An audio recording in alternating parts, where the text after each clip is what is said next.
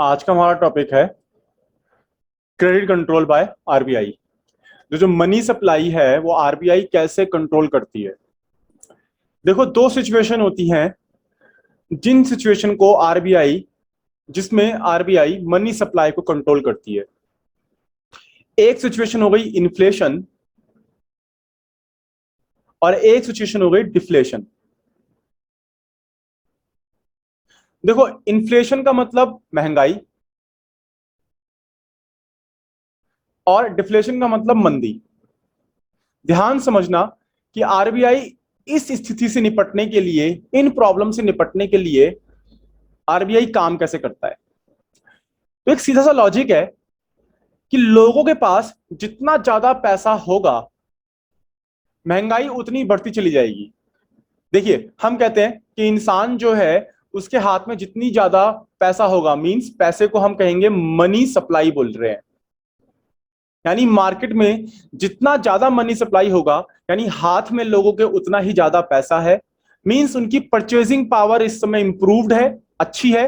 वो ज्यादा से ज्यादा चीजें खरीदेंगे अपनी इच्छाओं की पूर्ति के लिए, अपने गुड्स एंड सर्विसेज के सेटिस्फैक्शन के लिए वो खर्चे करेंगे। और कई बार आप जानते हैं और हम भी जानते हैं कि जरूरत से ज्यादा खर्चा होता है जब हमारे हाथ में पैसा होता है। तो ऐसे में महंगाई को कंट्रोल करने के लिए आरबीआई क्या चाहता है? आरबीआई चाहता है कि लोगों के हाथ में कम से कम पैसा पहुंचे, यानी किसी तरीके से उनकी purchasing power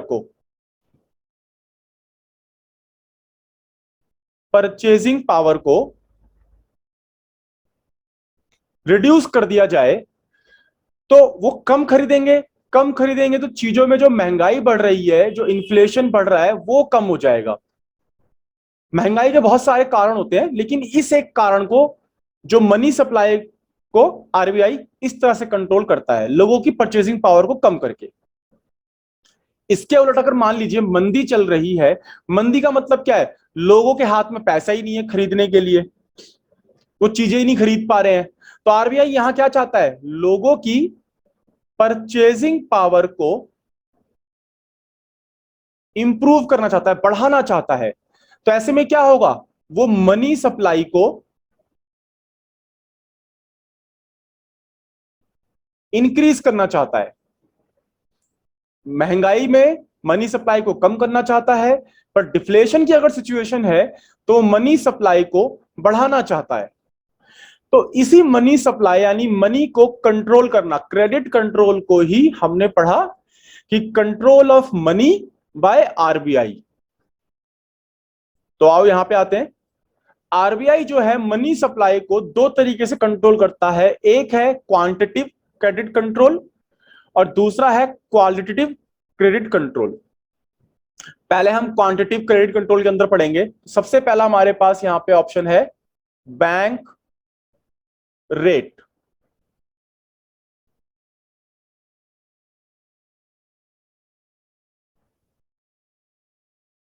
bank rate refers to the rate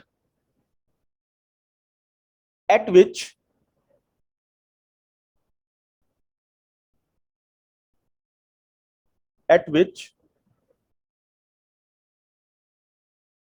RBI lends money to the commercial bank। जैसे पढ़ के हमें समझ में आ रहा है कि आरबीआई कमर्शियल बैंक को जो मनी उधार देता है, जिस रेट इंटरेस्ट पे, जिस रेट ऑफ इंटरेस्ट पे, उसको हमने बैंक रेट बोल दिया। ठीक। और ये जो होता है ना, कमर्शियल बैंक की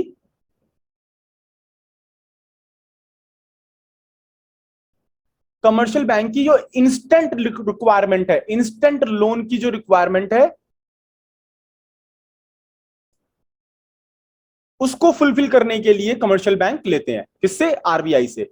और जिस रेट पे आरबीआई दे रहा है, जिस रेट ऑफ इंटरेस्ट पे,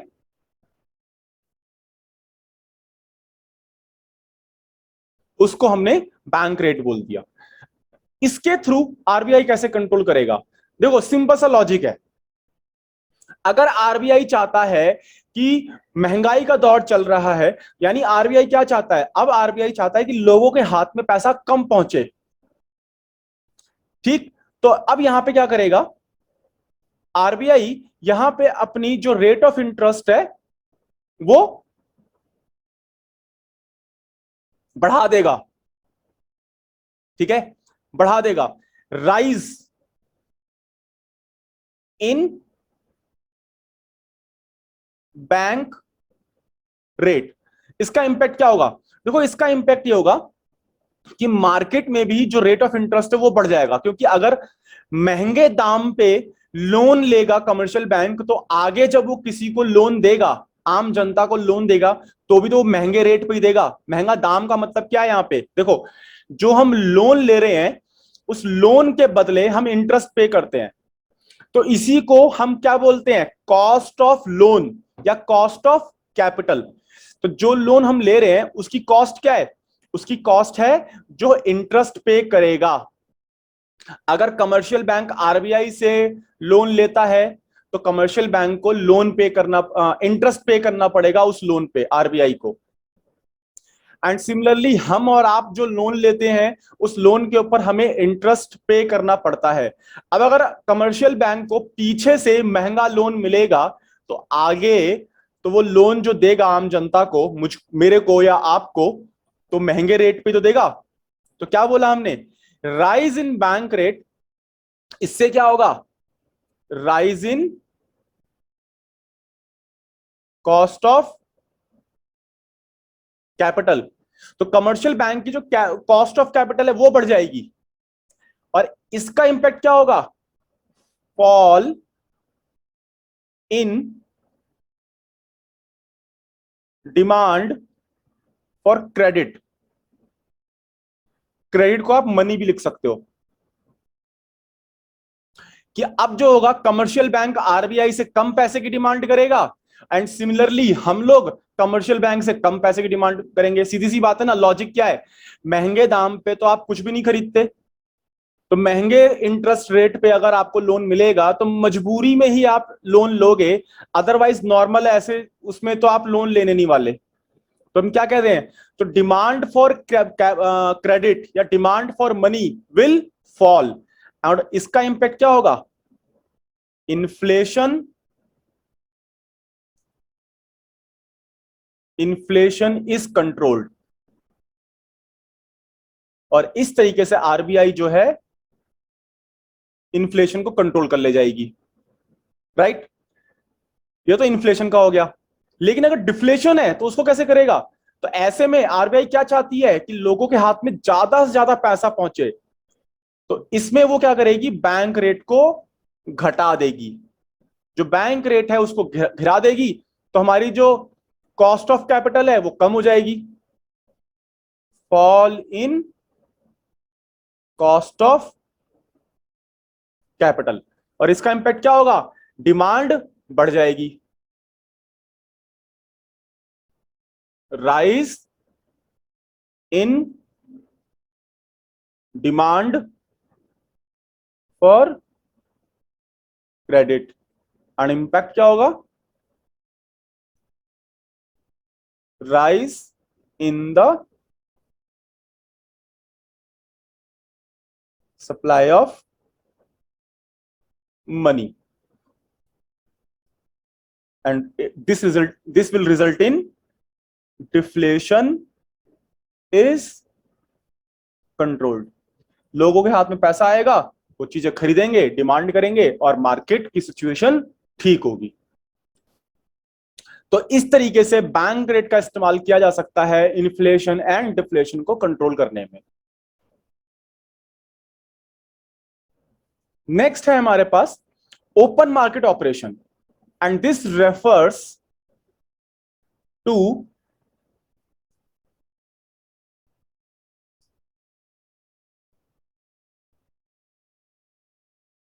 the sale and purchase of securities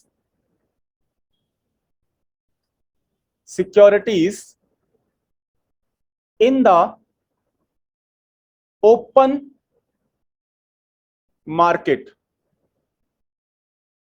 by the RBI on behalf of the government। देखो, कई बार ऐसा होता है कि गवर्नमेंट की कुछ अपनी सिक्योरिटीज होती है, जैसे आपने नाम सुना होगा इंदिरा विकास पत्र या किसान विकास पत्र। ऐसे बहुत सारी गवर्नमेंट सिक्योरिटीज होती हैं, बहुत सारे बॉन्ड्स होते हैं, या नेशनल सेविंग सर्टिफिकेट।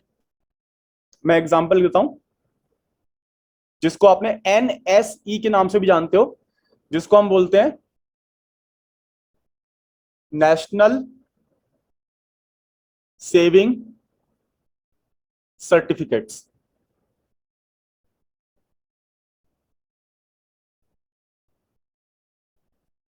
बहुत सारे हैं जो मैंने अभी नाम लिए, इंदिरा विकास पत्र, किसान विकास पत्र, सारी गवर्नमेंट सिक्योरिटीज हैं। तो मनी कंट्रोल करने के लिए RBI इन सिक्योरिटीज का भी इस्तेमाल कर सकती है, इनके सेल और परचेज के थ्रू भी महंगाई को और डिफ्लेशन को वो कंट्रोल करती है। अब आप बात ध्यान से समझिएगा, पॉइंट वही है, महंगाई में लोगों के हाथ से पैसा खींचना है RBI को, जिससे वो कम खरीद सकें। उनके हाथ में कम पैसा होगा तो कम खरीदेंगे, महंगाई कंट्रोल हो जाएगी। डिफ्लेशन में लोगों के हाथ में ज्यादा ज्यादा पैसा पहुंचाना है, यानी वो डिमांड करेंगे, खर्चा करेंगे, तो अपने हमारी अर्थव्यवस्था की सिचुएशन, इकोनॉमी की सिचुएशन ठीक हो जाएगी। देखो, तो जब इन्फ्लेशन को कंट्रोल करना है तो RBI अब सिक्योरिटी को सेल करेगी। क्या करेगी? सिक्योरिटी को सेल करेगी। Sale of securities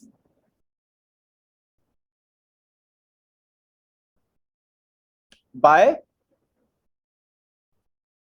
the RBI। जब सेल करेगी तो लोग क्या करेंगे?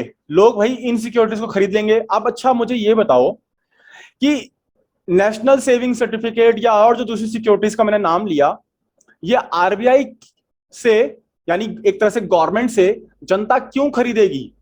इसका सबसे बड़ा एक रीजन है सेफ्टी। कि गवर्नमेंट की हम सिक्योरिटीज खरीद रहे हैं, गवर्नमेंट के द्वारा बेचे गए शेयर्स या और जो दूसरी चीजें खरीद रहे हैं, उसमें सबसे बड़ा एक फैक्टर है और वो है सेफ्टी का फैक्टर है। यहां पे पैसा डूबने की नौबत तो नहीं आएगी, क्योंकि गवर्नमेंट के द्वारा बेचा जा रहा है और गवर्नमेंट तो कभी आपका पैसा डूबने देती नहीं है, या यहां पे डूबने की जो रिस्क फैक्टर है वो जीरो है। इसलिए जो आम जनता है वो सबसे पहले गवर्नमेंट की सिक्योरिटीज को खरीदेगी, दौड़ के खरीदेगी, है ना? तो by the sale of securities by the RBI, ठीक है, this leads to this leads to a fall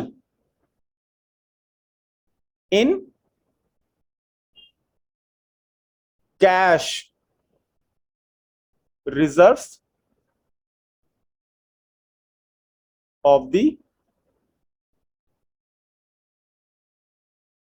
commercial banks. या बैंक्स के पास जो पैसा आम जनता जमा करा के रखती है, वो कैश रिजर्व कम हो जाएगा, क्योंकि उसके बदले में क्या हुआ? जनता ने सिक्योरिटी खरीद ली, पैसा किसके पास पहुंच गया? RBI के पास पहुंच गया। तो RBI के पास पैसा पहुंच गया तो कमर्शियल बैंक जो पैसा होल्ड करते हैं उनके पास कमी आ गई, उस कैश में कमी आ गई। तो हम क्या बोल रहे हैं? Fall in credit creation capacity of the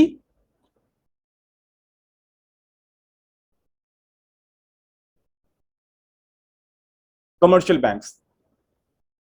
ठीक, और इसका इंपैक्ट क्या हुआ? इसका इंपैक्ट हुआ fall in money supply.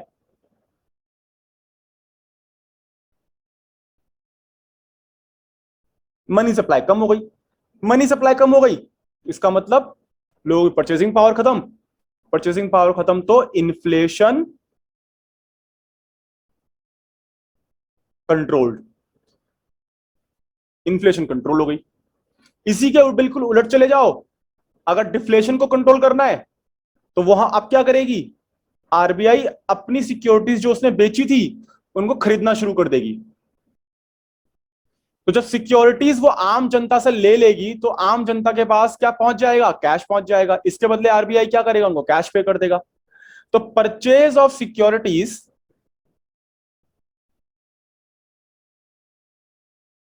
By the RBI. अब ये ओपन मार्केट ऑपरेशन हो रहा है सारा ये।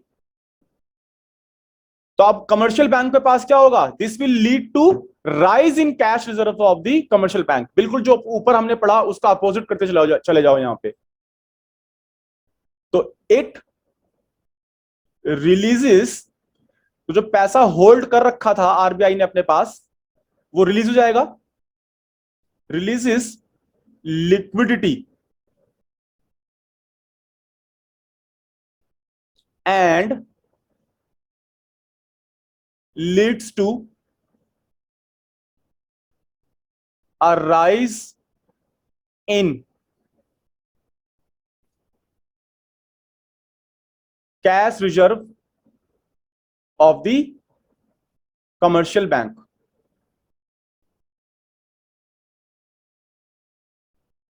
लोगों के हाथ में पैसा आया, लोगों के हाथ में पैसा आने का मतलब लोग क्या करेंगे, उस पैसे को बैंक में रखेंगे या तो कमर्शियल बैंक के पास रखेंगे। यानी कमर्शियल बैंक के पास पैसा आया इससे क्या हुआ, sorry, rise in credit creation capacity of the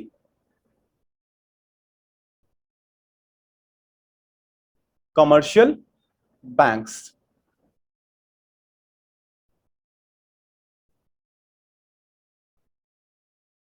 और इसका result rise in money supply. Money supply बढ़ गई तो डिफ्लेशन कंट्रोल हो गया, deflation is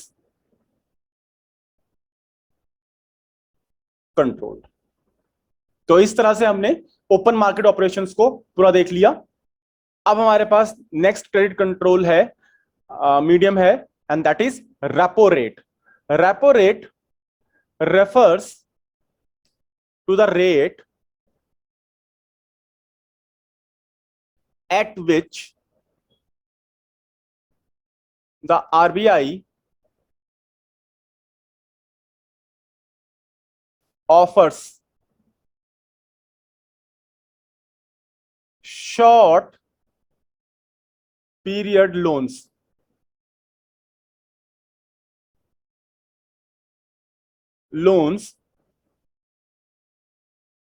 to the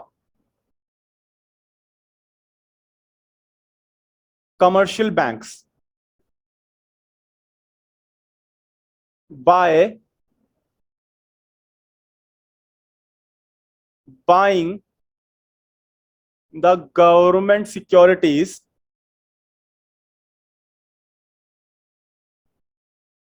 in the open market.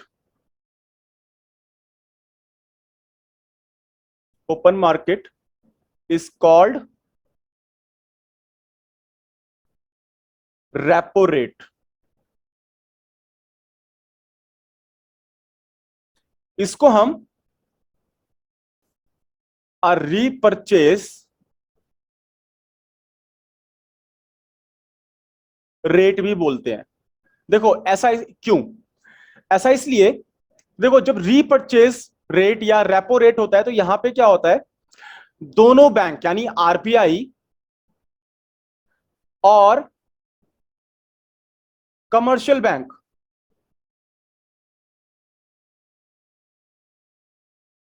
Commercial bank दोनों एक एग्रीमेंट साइन करते हैं। ठीक है, एग्रीमेंट यानी दो पार्टियां हो गई, एक पार्टी आरबीआई हो गई, एक पार्टी कमर्शियल बैंक हो गई। दोनों पार्टियां एक एग्रीमेंट साइन करती हैं। इस एग्रीमेंट में यह कहा जाता है कि आरबीआई एक certain security, government securities purchase कर रहा है, किससे? कमर्शियल बैंक से, है ना? एक कमर्शियल बैंक से परचेज कर रहा है, जिसको कमर्शियल बैंक एक फिक्स्ड पीरियड के बाद, एक फिक्स पीरियड के बाद एक फिक्स रेट पे रीपरचेस करेगा। बात समझना ध्यान से, क्या हो रहा है यहां पे? तो रेपो रेट का मतलब क्या हो गया, इसीलिए इसको रीपरचेस रेट भी बोला जाता है। देखो यहां पे क्या हुआ कि आरबीआई अगर कुछ सिक्योरिटीज कमर्शियल बैंक से परचेस करेगा तो इसके बदले कमर्शियल बैंक के पास क्या होगा? पैसा पहुंचेगा। कमर्शियल बैंक के पास पैसा आएगा तो उस पैसे से वो क्या कर सकता है? वो मनी क्रिएशन करेगा। मनी क्रिएशन का मींस वो ज्यादा से ज्यादा लोन दे पाएगा नॉर्मल जनता को, यानी आम जनता को, और इस तरह कमर्शियल बैंक मनी क्रिएशन ज्यादा से ज्यादा कर सकता है। ठीक है, तो आरबीआई और कमर्शियल बैंक, इन दोनों के बीच में एक एग्रीमेंट हुआ कि कमर्शियल बैंक एक तरह से लोन ले रहा है आरबीआई से। बस लोन लेने का तरीका हल्का सा चेंज हो गया है कि आरबीआई कमर्शियल बैंक से सिक्योरिटीज परचेज कर रहा है एक सर्टेन रेट पे, ठीक, जिसको कमर्शियल बैंक एक फिक्स पीरियड के बाद,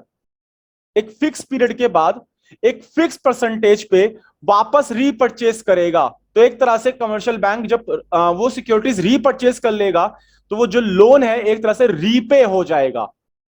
ओके, तो ये आपका जो टोटल केस है वो रेपो रेट का केस है। तो यहां पे हम इन शॉर्ट अगर बिल्कुल सिंपलेस्ट लैंग्वेज में समझे, आरबीआई जो है लोन ऑफर कर रहा है, शॉर्ट टर्म लोन ऑफर कर रहा है कमर्शियल बैंक को एक फिक्स रेट पे, एक परसेंटेज पे, जिस रेट पे वो उससे सिक्योरिटीज खरीदेगा, जिसको एक सर्टेन पीरियड के बाद कमर्शियल बैंक को रीपरचेस करना होगा।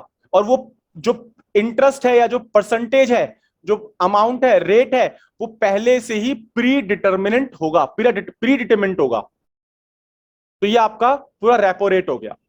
नाउ अब अगर आरबीआई चाहता है इन्फ्लेशन को कंट्रोल करना, तो जो रेपो रेट है उसको बढ़ा देगा, यानी जो प्री डिटर्मिनेंट रेट है वो आरबीआई बढ़ा देगा। इससे क्या होगा?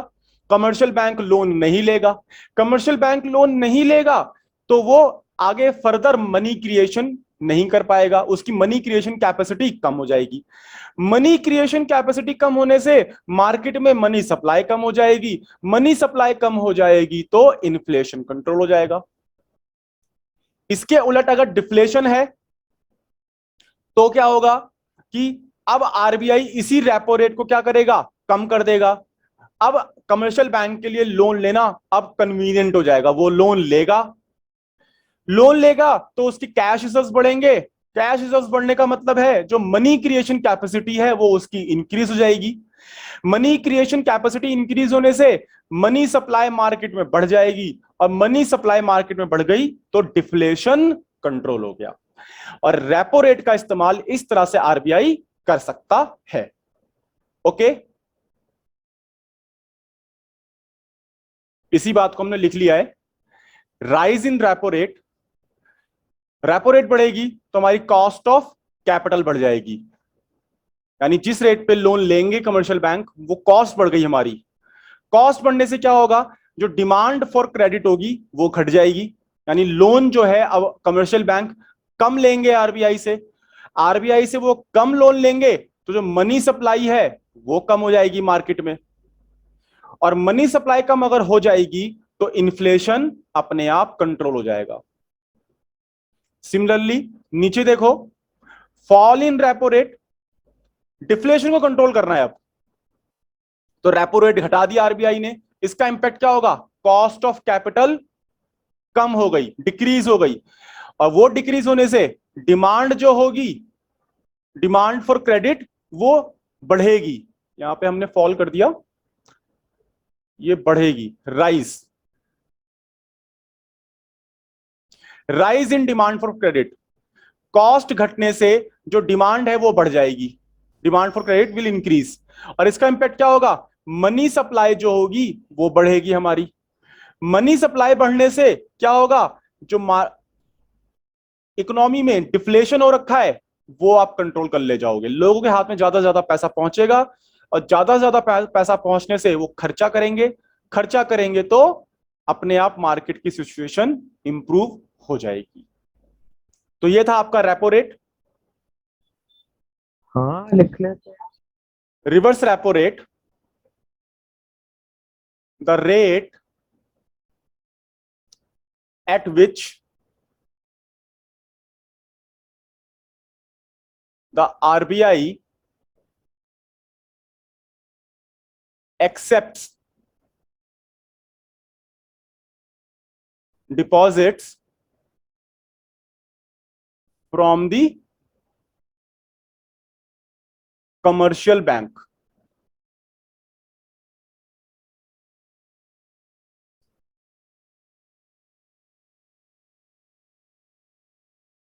Through government securities is called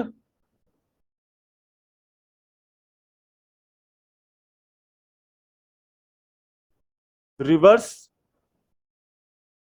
repo rate। इसी को हम दूसरे नाम से भी जानते हैं, रिवर्स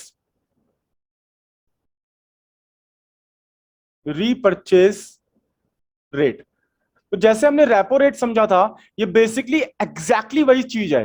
रेपो रेट में हमने क्या कहा था? हमने कहा था कि आरबीआई लोन दे रहा है कमर्शियल बैंक को थ्रू गवर्नमेंट सिक्योरिटीज, जहां पे कमर्शियल बैंक को एक फिक्स्ड पीरियड के बाद फिक्स्ड रेट पे, जो पहले से ही डिटरमाइन किया गया होता है, उस रेट पे आरबीआई से वो सिक्योरिटी वापस लेनी होती है, वापस परचेस करनी होती है। तो रिवर्स रेपो रेट में हम क्या कहते हैं कि आरबीआई अब एक तरह से लोन ले रहा है कमर्शियल बैंक से। देखो लिखा है ना कि RBI accepts deposit from commercial bank. तो हम इसको सिंपल अगर बोले तो आरबीआई एक तरह से लोन ले रहा है कमर्शियल बैंक से थ्रू गवर्नमेंट सिक्योरिटीज। मींस कि अब commercial bank government securities purchase कर रहे हैं और इसके बदले वो लोन चेक दे रहे हैं, यानी लोन दे रहे हैं आरबीआई को, आरबीआई को पैसा दे रहे हैं, जिसपे एक फिक्स्ड पीरियड के बाद एक फिक्स्ड रेट पे आरबीआई ये सिक्योरिटीज को रीपरचेज करेगा from commercial bank, commercial bank से वापस रीपरचेज करेगा ये। तो इसी तरह हमने इसको बोला रिवर्स रीपरचेज रेट। तो रेपो रेट जो आपने पढ़ा उसका एग्जैक्ट उल्टा रिवर्स रेपो रेट हो गया। रेपो रेट में आरबीआई लोन दे रहा है, शॉर्ट टर्म लोन दे रहा है वो कमर्शियल बैंक को।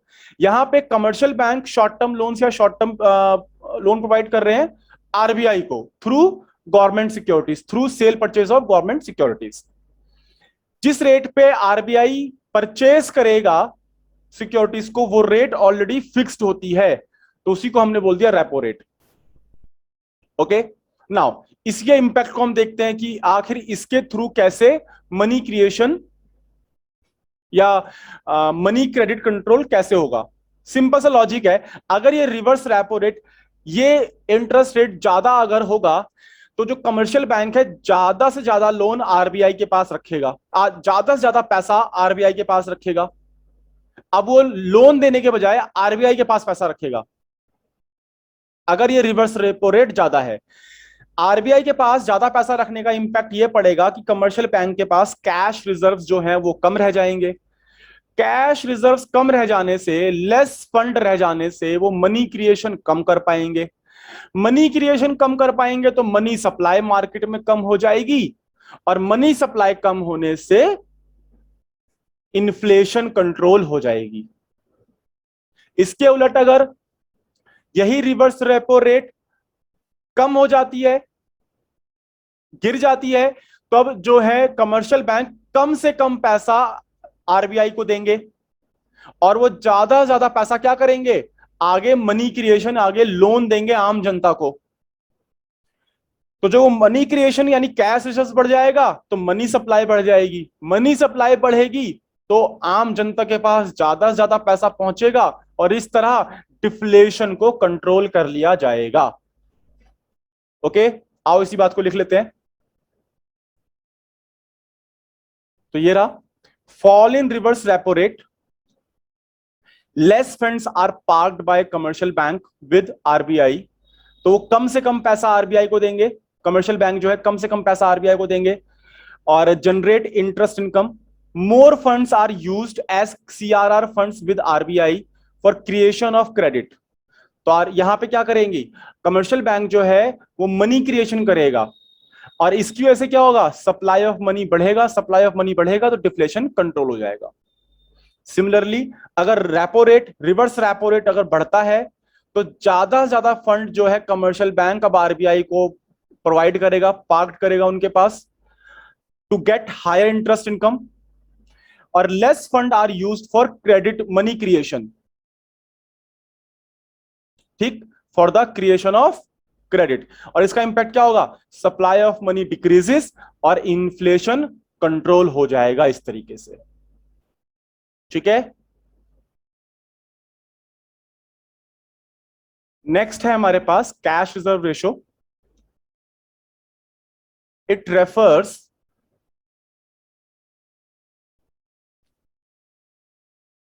To the minimum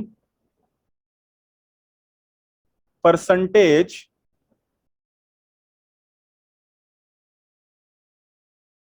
of a bank total deposits, total deposits required to be kept with RBI. तो ये वही कैश रिजर्व रेशो है जो आपने मनी क्रिएशन में समझा था, क्रेडिट क्रिएशन में समझा था ऊपर, कि कमर्शियल बैंक क्रेडिट क्रिएशन या मनी सप्लाई कैसे करते हैं। तो जो सीआरआर रिजर्व है, कैश रिजर्व रेशो, एक फिक्स परसेंटेज होती है जो आरबीआई बोलता है, डायरेक्ट करता है कमर्शियल बैंक को, कि आपके पास जितने भी टोटल डिपॉजिट है उसका कुछ फिक्स परसेंटेज आप मेरे पास रखोगे। और ये जो फिक्स परसेंटेज है ना, RBI time to time vary करता रहता है। तो वही आरबीआई देखता है कि भाई मार्केट में इन्फ्लेशन है या डिफ्लेशन है, और उसी के अकॉर्डिंगली वो इस सीआरआर परसेंटेज को फिक्स करता है। सिमिलरली आपके पास स्टैट्यूटरी लिक्विडिटी रेशियो होता है जिसको आप एसएलआर भी बोलते हो। तो यहां पे क्या होता है, ये परसेंटेज भी आरबीआई ही डिसाइड बताता है, लेकिन यहां पे आरबीआई ये कहता है कि ये जो परसेंटेज है, जो फिक्स परसेंटेज है, इसको बना के आप अपने पास ही रखो। यहां पे आरबीआई कहता है कि बैंक्स की जितनी भी असेट्स हैं, जो भी टोटल असेट्स है, उस टोटल असेट्स का एक फिक्स परसेंटेज वो इन लिक्विड फॉर्म में, कैश फॉर्म यानी लिक्विड फॉर्म में वो अपने पास एज अ रिजर्व बना के रखेगी। तो क्या बोला हमने, यहां हमने कहा every bank is required to maintain a fixed percentage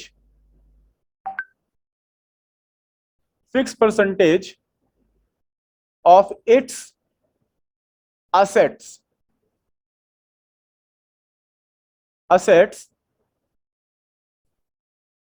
in the form of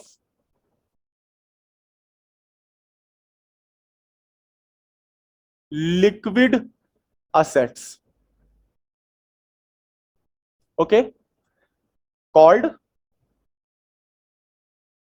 SLR। Liquid asset के अंदर क्या क्या आ सकता है, कैश आ सकता है, जो बैंक के अपने कुछ गोल्ड हैं वो आ सकते हैं, और जो कुछ अप्रूव्ड सिक्योरिटीज वगैरह हैं वो सारी यहां पे आती हैं। और इन टोटल एसेट्स का वो एक लिक्विड फॉर्म में फिक्स परसेंटेज में बना के अपने पास रखेगी।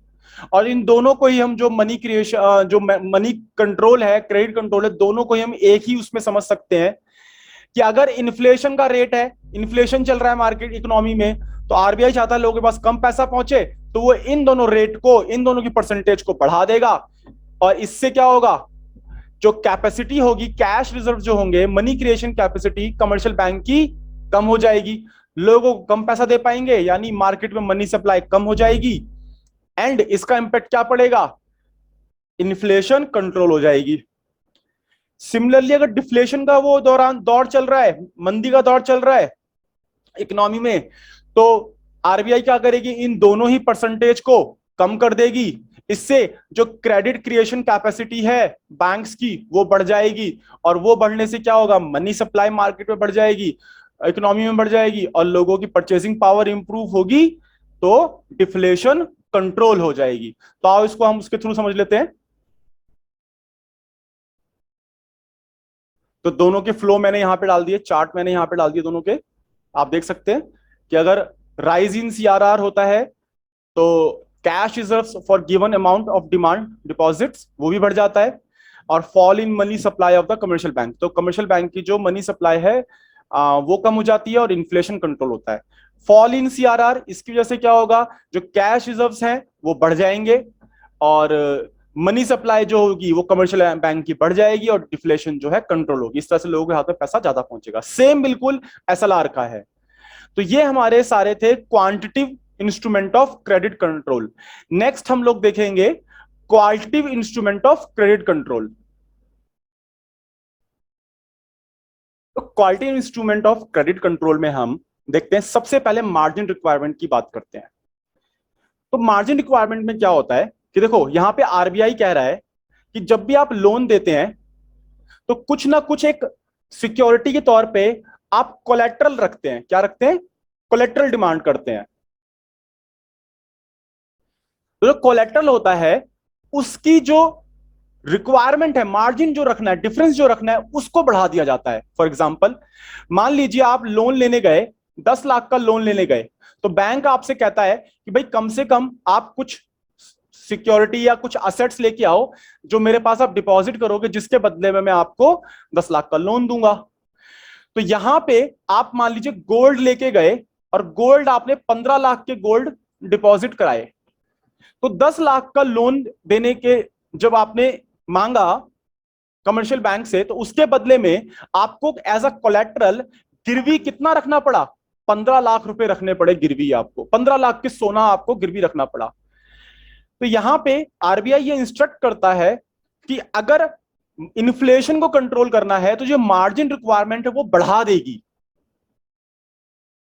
आरबीआई मार्जिन रिक्वायरमेंट को बढ़ा देगी, यानी 10 लाख का लोन देने के लिए अगर पहले आप 15 लाख का गोल्ड गिरवी रखवा रहे थे, अब आप कम से कम 18 लाख का सामान या 18 लाख की एसेट को अपने पास रखे, तभी 10 लाख का गोल्ड और तभी 10 लाख का लोन आप आगे फर्दर दें।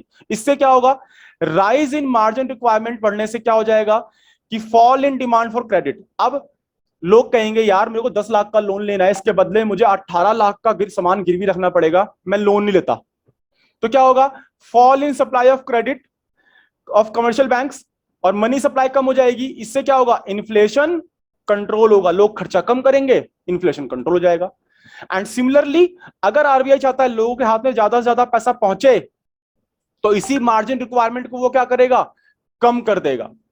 कहेगा अच्छा 10 लाख का लोन देना है तो अब आप 12 लाख की सिक्योरिटी में भी काम चला लो, 12 लाख का असेट गिरवी रख लो और 10 लाख की लोन दे दो। पैसे में क्या होगा, डिमांड फॉर क्रेडिट बढ़ जाएगी, और कमर्शियल बैंक जो है ज्यादा से ज्यादा सप्लाई क्रिएट कर सकते हैं मनी की, तो मार्केट में मनी सप्लाई बढ़ जाएगी, और इससे क्या होगा, डिफ्लेशन कंट्रोल होगा। ओके, नेक्स्ट है हमारा rationing of credit. Rationing of credit में क्या होता है कि आरबीआई यहां पे इंस्ट्रक्ट करता है कि certain type of business activities पे आप जो है ना क्रेडिट कोटा लगा दो। मींस कुछ सर्टेन एक्टिविटीज है, बिजनेस एक्टिविटीज, अगर इनमें से कोई आपसे लोन मांगने आता है तो इनको आप एक लिमिट से ज्यादा लोन ना दें। इसी को हम कहते हैं rationing of credit. Rationing of credit refers two fixation of credit quotas for different business activities. तो अगर इन्फ्लेशन का दौर है तो आरबीआई कहेगा कि भाई ये जो डिफरेंट डिफरेंट एक्टिविटीज वाले बिजनेस हैं इनको आप एक कोटा फिक्स कर दो, इन पे आप लोन मत देना, इनको आप इस लिमिट से ज्यादा लोन मत देना। तो अगर इन्फ्लेशन है, इससे क्या होगा, मार्केट में सप्लाई कम पहुंचेगी, मार्केट में सप्लाई मनी सप्लाई कम होगी, तो इन्फ्लेशन कंट्रोल हो जाएगा। और अगर मंदी का दौर है तो यही जो कोटा जो लिमिट लगा रखी थी आरबीआई ने, वो ये इसको विड्रॉ कर लेगी, इसको वो विड्रॉ कर देगी, और इससे क्या होगा, इंक्रीज हो जाएगी money supply, credit supply bye commercial bank, और मार्केट में मनी सप्लाई बढ़ जाएगी, और मार्केट मनी सप्लाई बढ़ने से क्या होगा, डिफ्लेशन कंट्रोल होगी। नेक्स्ट हमारा है मॉरल सुएशन। ये मोर लाइक, हम कहते नहीं है कि भाई छोटे बच्चों को समझा बुझा के काम करवाना, कई बार प्यार से समझाना, कई बार डांट से समझाना, तो बिल्कुल वही सेम चीज है मॉरल सुएशन। कई बार यहाँ पे आरबीआई कमर्शियल बैंक को डांट के यानी प्रेशर डाल के, और कई बार परसुएशन यानी डायरेक्शन वगैरह दे के, समझा बुझा के वो उनको अपनी आरबीआई की जो भी एक्टिविटीज हैं, जो भी डायरेक्शंस हैं, उनको फॉलो करने के लिए कहता है। तो मॉरल सिचुएशन इज लाइक कि वो एडवाइस देता है कमर्शियल बैंक को, आरबीआई, कि आप ये जो हमारे डायरेक्शंस हैं इनको फॉलो करें, आपको ऐसा करना चाहिए। कई बार अगर कमर्शियल बैंक यहाँ पे नहीं मानते हैं तो वो थोड़ा और हार्ड डायरेक्टिव्स इशू कर सकता है पर्टिकुलर कमर्शियल बैंक के लिए। ओके, तो ये सारा का सारा हमारा आज का टॉपिक था। आज के टॉपिक में सिर्फ इतना ही, बाकी ये काम हम लोग नेक्स्ट क्लास में करेंगे। ओके।